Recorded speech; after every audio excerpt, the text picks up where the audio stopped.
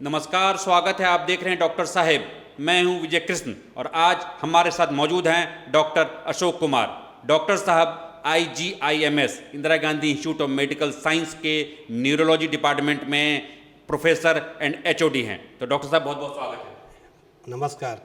हाँ, डॉक्टर साहब से आज जानने की कोशिश करेंगे पार्किंसन के बारे में। तो डॉक्टर साहब, हमारे पार्किंसन के मरीज आपके पास बहुत सारे आते होंगे। इन दिनों ये कॉमन बीमारी बनती जा रही है। तो हमारे दर्शकों जो दूर दराज इलाके में बैठे हैं, उन्हें पार्किंसन के बारे में आप आसान भाषा में समझाएं।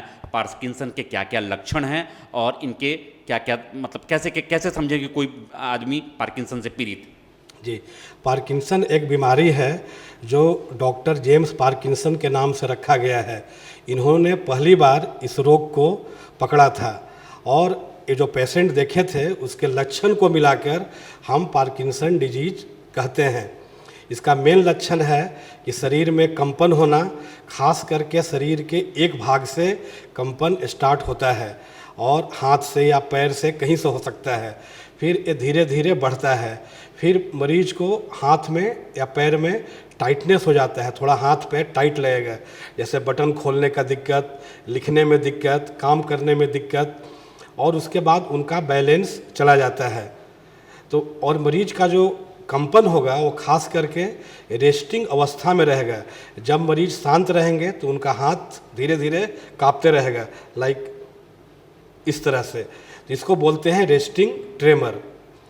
अगर किसी के भी घर में किसी का हाथ पैर काँप रहा है एक तरफ, तो समझना चाहिए कि उनको पार्किंसन डिजीज हो सकता है। और अगर सर काँप रहा है तो उम्मीद बहुत कम है। अगर हाथ के साथ साथ सर भी काँप रहा है तो यह पार्किंसन डिजीज होने का बहुत ही चांस कम है। इसमें शरीर के एक भाग में ही कंपन होता है। चलने के टाइम में लगेगा कि मरीज थोड़ा फास्ट चल रहा है, उनका सभी एक्टिविटी स्लो हो जाता है।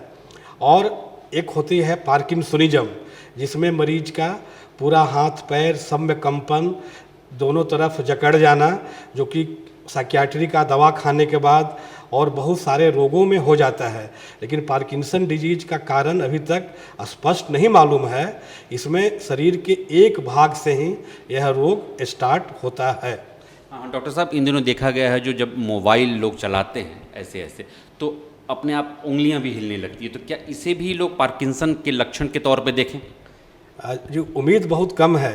पार्किंसन में हम बताएं कि इसमें रेस्टिंग ट्रेमर होता है कि आप जब रेस्ट कर रहे हैं, तब काम कर रहे हैं, तो उस समय मरीज को फ़ायदा हो जाता है। तो पार्किंसन के लोग को शुरू में काम करने के टाइम में कोई दिक्कत नहीं होता है, लेकिन कुछ कुछ केस में रेस्टिंग प्लस एक्शन ट्रेमर भी होता है कि रेस्ट के टाइम में भी ट्रेमर और एक्शन मीन्स काम करने के टाइम में भी ट्रेमर।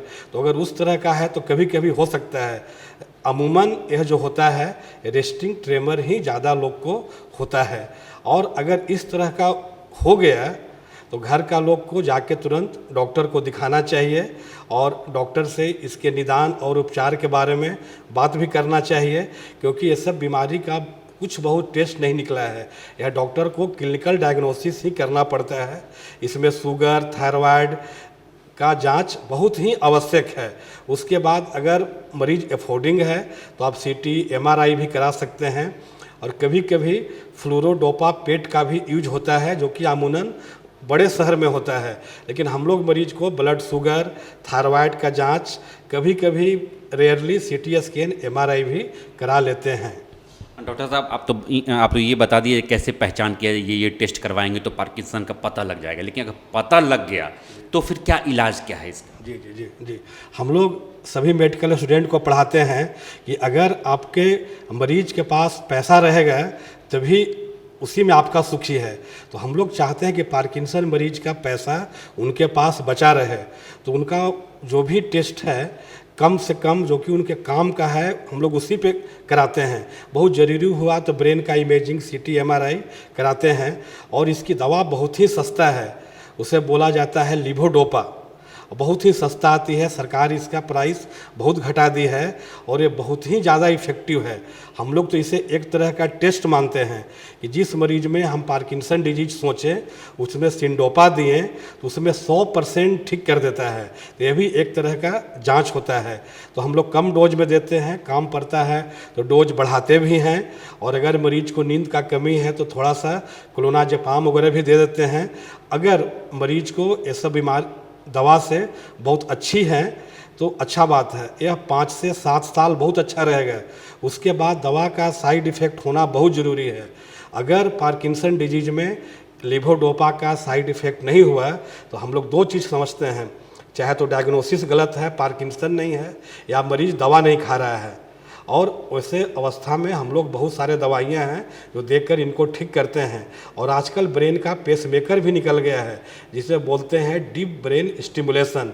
अगर किसी को सिंडोपा का डोज बढ़ाने से अच्छा हो जा रहा है, वैसे केस में अगर बहुत ज़्यादा टैबलेट देना पड़ रहा है तो हम लोग मरीज को डीप ब्रेन स्टिमुलेशन भी कराते हैं, और यह सरकारी संस्थानों में बहुत कम पैसा में उपलब्ध है।